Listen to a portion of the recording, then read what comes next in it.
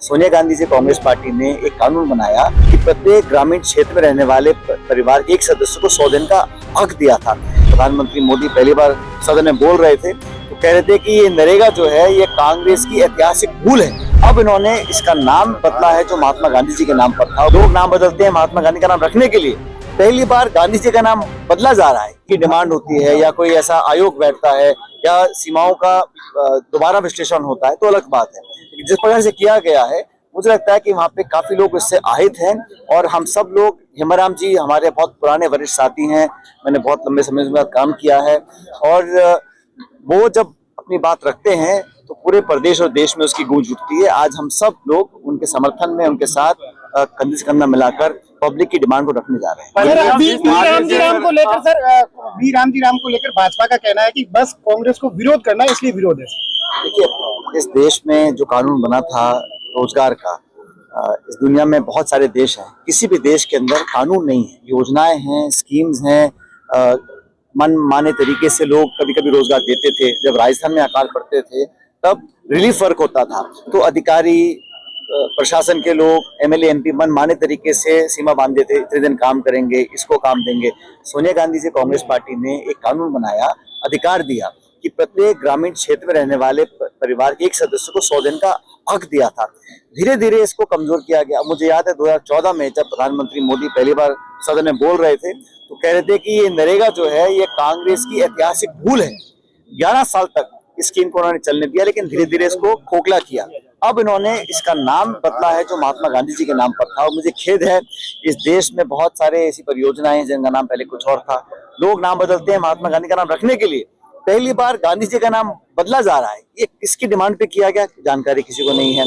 हम लोग विरोध कर रहे हैं कि नरेगा जो एक गरीब तबके में, इस देश में जो खाई बन गई है, आज हम सब जानते हैं, अमीर बहुत अमीर हो गया, गरीब बहुत गरीब हो रहे हैं। तो सबसे कम तबके के लोग हैं, सबसे निर्धन लोग हैं, उनके पास ग्रामीण क्षेत्रों में एक सुरक्षा कवच था। हमारे यहाँ बीमा नहीं है, स्वास्थ्य सुरक्षा का कवच नहीं है।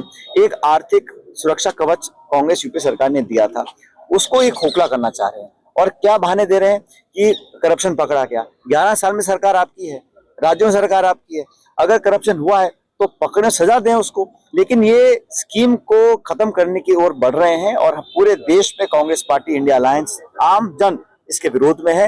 अब कह रहे हैं कि हम इसको नरेगा 2.2 कर रहे हैं, मतलब हम 100 का 125 दिन कर रहे हैं। 100 दिन तो पूरे हो नहीं रहे, बजट कम कर रहे हैं। पहले निर्णय गांव में ले जाते थे, गांव में पंचायत होती थी, पंच, वार्ड पंच, सरपंच बैठ के निर्णय करते थे, कहाँ कुआं खुदेगा, कहाँ सड़क बनेगी, कहाँ स्कूल का निर्माण होगा। अब केंद्र पूरा केंद्रित कर दिया गया है, राजधानी से निर्णय होंगे कि कौन से काम कर सकते हैं। बजट की सीमा लगा दी गई। पहले कोई सरपंच अगर एक्टिव होता था तो कोई सीमा नहीं थी, 100 करोड़ के काम गाँव में हो सकते थे। अब बजट की सीमा लगा दी है और पहले 90-10 का रेशो था, 90% भारत सरकार पैसा देती थी, 10% राज्य सरकार देती थी। अब 60-40 कर दिया। कौन सी राज्य सरकार है जो इतना बोझ वहन कर सकती है? मतलब ये पिछले राज्य से इस नरेगा को खत्म करना चाहते हैं और मुझे लग रहा है कि बजाय कोई सकारात्मक काम करें, बड़े बड़े उद्योगपतियों के लिए आप निजीकरण कर दीजिएगा, एयरपोर्ट का, हवाई अड्डे का, रेलवे का, बांध का, खान का। और जो गरीब तबका है जिस पास एकमात्र साधन था अपने जीवन में एक सुरक्षा, विश्वास पैदा करने का कि हमें कल कुछ नहीं होगा, हमारी जेब में 2 रुपये आएंगे, उसको धीरे धीरे खत्म करना चाहते हैं। इसको लेकर पूरे देश में हम आंदोलन कर रहे हैं। मैं अलग अलग राज्यों में गया हूँ, सब जगह इसका विरोध है क्योंकि दबी जुबान जो भाजपा की सरकारें हैं जहाँ राज्यों में, वो भी नहीं समझ पा रहे हैं और ना ये विश्वास पैदा कर पा रहे हैं कि वो स्कीम को आगे लागू कर सकते हैं। पार्टी के जो नेता है महेंद्रजीत मालवीय वापस घर वापसी की सुगबुगाहट हुई, उसके बाद एसीबी छापेमारी, इसको लेकर क्या सोचते हैं आप? मैं तो इतना कहना चाहता हूँ कि कांग्रेस एक बहुत पुरानी पार्टी है और कांग्रेस में जिन लोगों का विश्वास रहा उन्होंने हमेशा जनता का मन जीता है। बहुत से दल बने, भारतीय जनता पार्टी का निर्माण मेरे ख्याल 1984 में हुआ था, तो ऐतिहासिक पार्टी है। बहुत से लोग इस पार्टी में रहे और जो कांग्रेस पार्टी की विचारधारा से सहमत हैं और अगर कहीं कोई भूला भटका वापस आने की कोशिश भी करते हैं तो सबको केस बाय केस लेकर पार्टी निर्णय करेगी। ये निर्णय हमारी एक समिति है उसके माध्यम से होगा। लेकिन ये बात सच है कि जो एजेंसीज है भारत सरकार की वो कहीं ना कहीं पॉलिटिक्स देके काम करती हैं। मैं आपको आंकड़ा देना चाहता हूँ, पिछले 11 सालों में जितने भी ईडी के केस हुए हैं 96% केस भाजपा के विरोधी के खिलाफ हुए हैं और जितने भी केस रजिस्टर हुए हैं, मेरे ख्याल 8 या 9 हजार केस रजिस्टर हुए हैं, उसमें जो कन्विक्शन रेट है वो 1% है।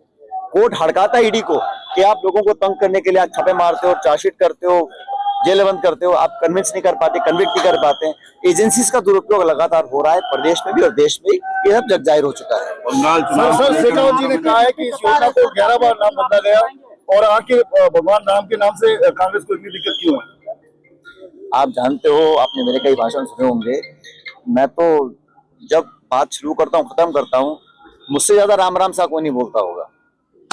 महेंद्र जी मालवीय के पश्चिम बंगाल में भाजपा अपने विरोधियों की आवाज दबाने के लिए, दबाव पैदा करने के लिए, विपक्ष को बिखेरने के लिए हमेशा ईडी का इस्तेमाल करती आई है। ये बंगाल में भी हो रहा है और जगहों में भी हो रहा है। लेकिन मेरा मानना है कि देश के लोग समझ चुके हैं कि सत्ता का, धन का, एजेंसीज का दुरुपयोग कब तक सहन करेंगे। पब्लिक आज ऊब चुकी है। और मत भूलिएगा कि 2024 का जो चुनाव हुआ था, वहां पर जो जनादेश आया लोकसभा का, वो खंड जनादेश था। किसी पार्टी को बहुमत नहीं मिला। जो लोग 300-400 पार की बात करते थे, वो 240 पे अटक गए। और दो दो बैसाखी लेके सरकार चल रही है।